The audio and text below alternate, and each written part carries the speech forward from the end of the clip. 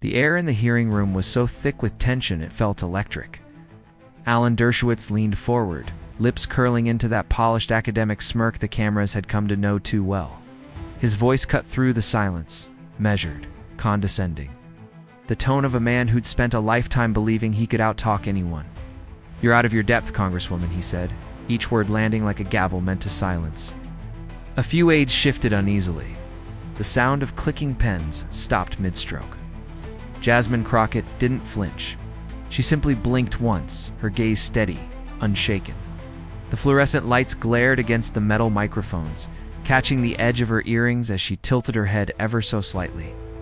As if studying a case file, she already knew she'd win. The smirk on Dershowitz's face widened, sensing victory.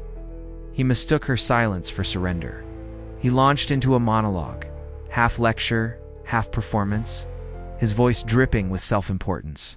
"You see, Congresswoman, the Constitution, something I've spent decades defending, requires nuance.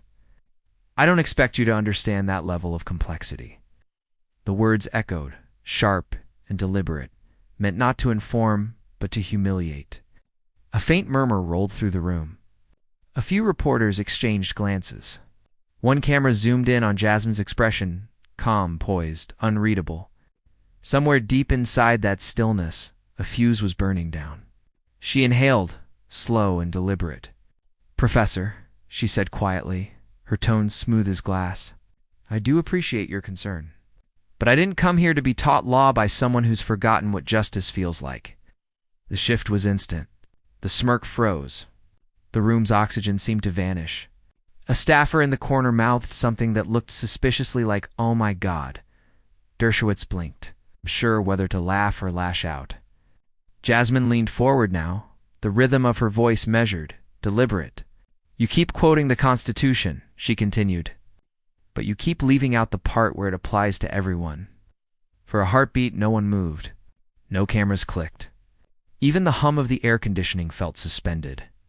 Then, like a tremor before an earthquake, whispers began rippling across the rows of chairs. Reporters scrambled for their keyboards, but no one in that room, not even Dershowitz, was ready for what came next. Outside the hearing room, America was already watching. News tickers flashed, hashtags flared, hashtag Crockett vs. Dershowitz, hashtag the Showdown. This wasn't another dry hearing. It was a national proxy war between two worlds. The old guard clutching power and the new generation demanding accountability. Alan Dershowitz had made a career out of dominance. For decades, his word had been law in courtrooms and classrooms alike. He was the man who always won by speaking louder, longer, and sharper. Every glance, every pause, carried the weight of entitlement. The certainty that intellect could always drown out conviction. But facing him now was Jasmine Crockett, composed, unshaken, and unwilling to bend. She wasn't bred by power. She fought her way into it. Her calm wasn't timidity, it was control. In her stillness was the quiet defiance of every woman. Every person of color, every outsider who'd ever been told they didn't belong at the table. Cable producers whispered to anchors, "Stay live." One chyron blared. Dershowitz faces off with rising star Jasmine Crockett. The phrase rising star felt less like a description and more like a warning. Dershowitz spoke again, his voice like a lecture that had outlived its audience. "You must understand the Constitution requires nuance," he said, gesturing with the air of a man explaining fire to someone holding a match. He quoted precedent after precedent, piling on words meant to bury her under pedigree. But Jasmine didn't interrupt. She let him talk, let him reveal everything the moment demanded. Her silence began to shift the energy in the room. The more he spoke, the smaller he seemed. Viewers watching at home began to feel it too, that eerie thrill when power begins to wobble. Social media lit up in real time. "She's letting him dig his own grave," one post read. "Watch her eyes," said another. Clips looped across timelines. People weren't watching politics. They were watching history teeter, because this was bigger than a debate. It was the sound of an era cracking. The professor who'd once lectured presidents now faced a congresswoman who represented everything his world had tried to ignore: resilience, representation, and the refusal to stay quiet. And just when Dershowitz thought he'd cornered her, she flipped the script in a way no one saw coming. Before the cameras and the chaos, Alan Dershowitz was a name spoken with reverence in the marble halls of Harvard. The young prodigy with a photographic memory and a courtroom mind sharper than a scalpel. He'd made his mark defending the Constitution itself, or so he liked to say. To his students, he was the professor who made law feel like legend. To his critics, even then, he was a man too comfortable in the company of power. His rise was meteoric. He defended the controversial, the untouchable, the rich. Every headline built the myth, the professor who could rationalize anything, who could twist morality into a technicality and still sound righteous. Over the years, that brilliance hardened into something colder, a need to be the smartest man in every room. He became a fixture of American media, the go-to legal mind for moments of national tension. When a scandal broke, he'd appear in crisp suits, smooth voice steady, eyebrows lifted in perpetual disbelief at the naivete of the world. But behind the polished diction, there was a deeper truth. Alan Dershowitz had stopped arguing for justice a long time ago. He was arguing for dominance. Every debate became a duel he couldn't afford to lose. Every disagreement, a threat to his legacy. Somewhere along the way, intellect turned into armor, and reason became a weapon. He wielded it to silence, not enlighten. The turning point came when he began defending figures whose names drew outrage. Powerful men accused of crimes that echoed across headlines. To the public, it looked like loyalty to corruption. To him, it was proof of principle. Even the worst deserved defense, he would say. But beneath that noble phrasing lived something else, a hunger to stay relevant, to prove that he was still indispensable to the conversation. Critics started calling him the lawyer of last resort for the disgraced. Students who once quoted him now questioned him. Journalists noticed the shift. His arguments had lost their moral weight, but kept their arrogance. He wasn't protecting law. He was protecting himself. Still, Dershowitz thrived on friction. Conflict was oxygen. Each televised debate became a small courtroom, each opponent a new challenge to dismantle. When cornered, he'd lean back, flash that professorial smile, and drown the moment in legalese. It was the performance of power, and he'd perfected it. But times were changing. The world that once applauded his cleverness had grown weary of cleverness without conscience. Younger voices, diverse, sharp, and unapologetic, were questioning the systems that made men like him untouchable. They weren't intimidated by his vocabulary or his resume. They wanted accountability, not pedigree. For the first time, Alan Dershowitz wasn't the loudest authority in the room. He was the relic of an era fading into its own shadow. He noticed it in interviews where his interruptions no longer commanded silence. In panels where hosts didn't defer but challenged, the applause lines were shorter now. The camera still found him, but the nation's patience was thinning. And yet, he couldn't let go. Every argument became a battle to prove he hadn't lost his edge. The old habits, the dismissive tone, the theatrical scoff, the smug invocation of facts as if they were shields, had once made him untouchable. Now they exposed his insecurity. So when he faced Jasmine Crockett, he didn't see a congresswoman asking questions. He saw the embodiment of the change that had outgrown him, the new voice of America that no longer needed his permission to speak. He saw the end of the hierarchy he'd built his life upon. That's why his tone carried more venom than usual. That's why his smirk seemed sharper, his words more desperate. He wasn't just debating a woman. He was fighting irrelevance itself. In that hearing room, under those bright lights, Dershowitz's armor was cracking. His intellect, once revered, now felt like a relic from a century when power justified everything. The more he spoke, the clearer it became. The great professor wasn't arguing law anymore. He was arguing for the survival of his own myth. And for the first time, the myth was losing. But across from him sat someone who'd walked a very different path and who had nothing left to fear. Before the cameras and headlines, Jasmine Crockett learned what it meant to fight to be heard. She grew up in a small Texas town most politicians forgot, the kind of place where dreams had to push through cracked pavement. Her mother worked long hours. Her father preached persistence. And Jasmine absorbed it all: humility, hunger, and fire. In classrooms, she was called too confident. In internships, her ideas were borrowed, but her credit wasn't. She learned early that silence was surrender. Surrender wasn't an option. When she got to law school, she didn't blend in. She stood out. No family name, no shortcut, just long nights, cheap coffee, and an unshakable will. Professors called her intense. But when she stood in mock trials, that intensity became power. After graduation, she didn't chase corporate prestige. She became a public defender. Her first client was a young man falsely accused of theft, bruised and broken by a system stacked against him. Jasmine walked into that courtroom like she belonged there, because she did. She won barely. But that moment lit something permanent. Justice wasn't a slogan. It was a fight, one she was willing to take personally. Her reputation spread. The lawyer who never flinched, the woman who didn't let anyone talk over her. Every courtroom taught her the same truth: composure is louder than anger. She was underestimated often, dismissed repeatedly. But every time she was told she didn't belong, she carved out more space. When she ran for Congress, they said she was too bold. When she won, they called it luck. She smiled and went to work. In hearings lined with portraits of men who'd never imagined someone like her sitting there, Jasmine spoke truth like it was oxygen. Calm, deliberate, unshakable. Every question she asked came from lived experience, the kind you can't learn from a textbook. Online, people didn't just follow her. They felt her. They saw their own stories in her composure, the woman holding her ground in a meeting. The student ignored until she spoke facts, the mother who refused to be talked down to. Jasmine's voice became more than political.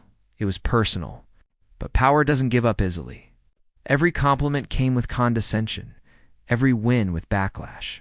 Too emotional, too ambitious, too direct. She wore it all like armor. Behind her calm was memory. Every insult she'd turned into fuel, every interruption she'd outlasted. That's what made her dangerous to men like Alan Dershowitz. He was used to control, 2 rooms bending around his voice. But Jasmine had learned how to command silence, and in that silence, how to strike. She didn't come to the hearing looking for a battle. But the moment Dershowitz leaned forward with that familiar smirk, that same patronizing tone, she recognized it instantly. It wasn't new. She'd seen that face across tables, across years. The arrogance of power meeting the patience of persistence. Only this time the whole nation was watching. And when he tried to educate her on live television, something shifted. Every late-night study session, every courtroom victory. Every moment she'd been told to calm down, it all funneled into one quiet, steady breath. She looked him in the eye, not with anger, but with the composure of a woman who already knew how this story would end. And so, when the professor tried to school her on live television, the student became the master. The hearing room felt like a pressure cooker. Alan Dershowitz leaned in, voice slick and confident, eyes gleaming with superiority. "Congresswoman," he said, slow and deliberate, "you clearly haven't studied the precedent." He didn't ask questions. He performed. Each word dripped with condescension. Camera zoomed in, catching the smug curve of his mouth, the stillness in Jasmine's eyes. She didn't flinch. She just watched. Dershowitz began to circle her with his arguments, quoting case law, twisting phrases, flexing the same intellect that once made him a legend. "If you understood constitutional intent," he said, wagging a finger, "you'd realize this isn't about justice, it's about procedure." Murmurs rippled through the audience. He was showing off, and he knew it. "Frankly, I'd be happy to send you my syllabus," he smirked. A few aides chuckled nervously. Jasmine said nothing. Only her breathing changed, measured, slow. She'd seen this act before. The performance of authority. The way men like him mistook volume for victory. She wasn't just listening. She was waiting. Dershowitz grew bolder. "The problem," he said, "is emotional overreach. People who feel more than they know are destroying our institutions." He paused, smiling. "I'm sure your intentions are good, but emotion has no place in the law." The words hung heavy in the air. Jasmine tilted her head slightly. It was a small movement, but the shift in energy was instant. Calm, controlled, deadly. He kept talking, piling on, unaware he'd already lost the room. "You can't replace centuries of jurisprudence with feelings," he declared. "Facts matter more than passion." And then silence. Dershowitz leaned back, confident, the smirk returning. He believed he'd cornered her. That's when Jasmine finally spoke. "Mr. Dershowitz," she said, voice calm and low, "I understand the law very well. What I'm still trying to understand is why people who've spent their lives teaching justice seem so afraid of seeing it practiced." The audience froze. He blinked, the first flicker of doubt. Jasmine didn't raise her voice. She didn't need to. "You're right. Emotion doesn't belong in law," she continued softly. "But neither does arrogance. And if intellect means talking over everyone else, maybe the real problem isn't emotion." Silence was electric. For the first time, Dershowitz looked unsure. Jasmine leaned forward, eyes locked on his. "You've had your say, Professor. But sometimes—" She paused, the faintest smile forming. "The students outgrow the teacher." The air in the chamber cracked with quiet awe. And then, with one sentence, she detonated his entire argument. The room went silent, not the ordinary kind, but the heavy electric kind that feels like it could shatter. Jasmine Crockett leaned into the mic, eyes locked on AlanDershowitz.com, as a blade waiting to be drawn. "Professor," she began evenly, "you've spent decades studying justice. But somewhere along the way, you started confusing power with principle." A ripple of unease moved through the chamber. Dershowitz blinked, his smirk faltering. "You say emotion doesn't belong in law," she continued, her tone slow and deliberate. "But emotion didn't write the Constitution. Conviction did. Precedent once said women couldn't vote. Precedent said my ancestors were property. Precedent said segregation was legal until people with too much emotion decided to change it." A gasp. A cough. Even the cameraman froze. She turned a page of her notes, not to read, just to break his rhythm. "So, when you quote precedent, remember, justice isn't preserved by those afraid of change. It's built by those who demand it." Dershowitz shifted. "Congresswoman, you're misinterpreting." "With respect," she said softly. "Respect isn't given for free. It's earned. You've spent your life teaching others how to win arguments. I'm here to remind you why arguments exist in the first place." Oh, words hit like quiet thunder. "You call people like me emotionally," she said. "But what you're really afraid of isn't emotion. It's evolution." That line hung in the air like smoke. Phones in the audience lit up. Hashtags were already forming. Dershowitz tried to regain footing, but his voice cracked slightly. "Law isn't about passion, Congresswoman. It's about logic." Jasmine smiled faintly. "Then explain how logic defended slavery, denied women rights, and justified war. Logic without empathy isn't law. It's elitism with better vocabulary." The crowd stirred, stifled laughter, hushed awe. He tried to speak again, but she wasn't finished. "Every generation has men like you, gatekeepers of tradition, terrified of the future. But history doesn't wait for permission." The cameras zoomed closer. Her voice didn't waver. "You think I'm out of my depth," she said quietly. "But maybe it's because I'm swimming in waters you were never brave enough to enter." A murmur swept through the room. Even the chairman sat motionless. Dershowitz reached for a pen he didn't need, his hand trembling slightly. Jasmine leaned forward one last time. "You said emotion has no place in law. I say, arrogance has no place in justice. You say intellect leads progress. I say empathy does. And if that makes me emotional, then maybe that's exactly what justice needs right now." For a long moment, no one moved. The microphone hummed faintly in the silence. Dershowitz looked down at his notes, then up at her, searching for a reply. None came. She didn't gloat. She didn't smile. She simply folded her hands, voice steady as stone. "When history writes this hearing, Professor, it won't remember who quoted the most cases. It'll remember who finally spoke the truth." The room erupted. Gasps, applause, murmurs breaking like waves. Jasmine stayed still, composed, calm at the center of the storm, She had dismantled him completely, not with fury, but precision, not with noise, but truth, and the world felt it. But the real shock wasn't in what she said, it was in what happened after. Within hours, the clip went everywhere. The freeze frame of Alan Dershowitz's stunned expression, jaw tight, eyes blinking, became the image of the week. On TikTok, remixes flooded the feed, slow-motion replays, dramatic music overlays, captions like "when arrogance meets reality." Twitter, or what people still stubbornly called Twitter, was on fire. Hashtag Crockett clapback trended within minutes. Hashtag Dershowitz owned wasn't far behind. Someone even made a looping gif of Jasmine tilting her head, labeled the look that silenced Harvard. Cable networks scrambled to claim the moment. CNN called it a generational reckoning. MSNBC replayed it every hour. Even Fox tried to frame it as spirited debate, but their panel couldn't hide the awkwardness. One commentator muttered, "Well, she handled herself." Podcasts devoted entire episodes to the exchange. Political analysts called it a masterclass in composure under fire. Clips were dissected like sports replays. "Watch right here," one host said, pausing the video as Jasmine leaned in. That microsecond, that's when she took control of the entire room. Influencers weighed in too. Activists praised her precision. Comedians turned it into sketches. One viral post read, "Dershowitz brought case law. Jasmine brought closure." Another caption simply said, "This is how you end an era, calmly." The memes came fast.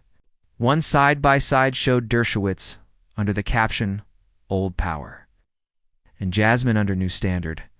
A college debate team even stitched her lines into their practice drills, calling it the Crockett method. Jasmine's speech had hit 10 million views.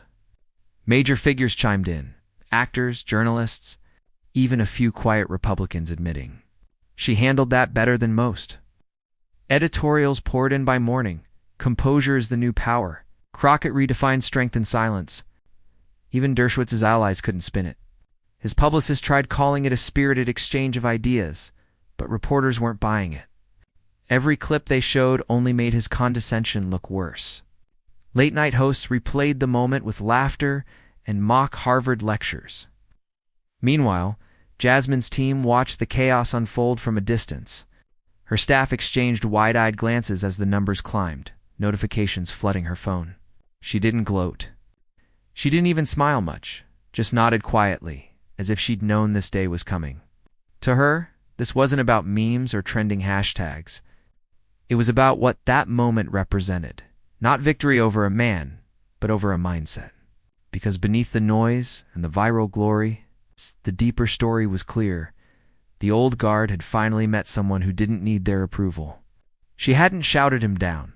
She hadn't lost her cool. She'd shown a generation, especially women, especially those dismissed as too emotional, that dignity could roar louder than ego. A college student tweeted, "I just watched Jasmine Crockett hold her ground without raising her voice.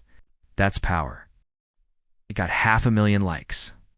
An older civil rights attorney posted, 50 years ago, we fought to sit at the table. Today, she reminded them why we earned the seat. Every reaction, every retweet, every edit underscored the same truth. Something had shifted. This wasn't just a viral moment. It was a cultural one. And while the internet celebrated, Jasmine herself was thinking about something deeper. When the cameras shut off and the chatter faded, Jasmine Crockett finally exhaled. The adrenaline was gone. What remained was something quieter, something steady. She thought about what had just unfolded, not the memes, not the headlines, but the principle behind it. For years, women like her had been told to calm down, to stay professional, to be less passionate. It was the oldest trick in power's playbook, to label conviction as emotion and to confuse arrogance with authority. Alan Dershowitz hadn't just challenged her ideas. He had tried to challenge her right to stand there as his equal. And yet, she hadn't fought him with the same energy he threw her way. She'd fought him with something far more devastating: composure. Because composure, Jasmine realized, wasn't silence. It was control. It was the pause before the storm. The precision that made arrogance unravel under its own weight. In that hearing room, under bright lights and the watchful gaze of millions. She didn't just defend her point, she redefined what power looked like. Power wasn't shouting the loudest. It was knowing when to speak and how to make every word count. That night, in interviews, Jasmine refused to gloat.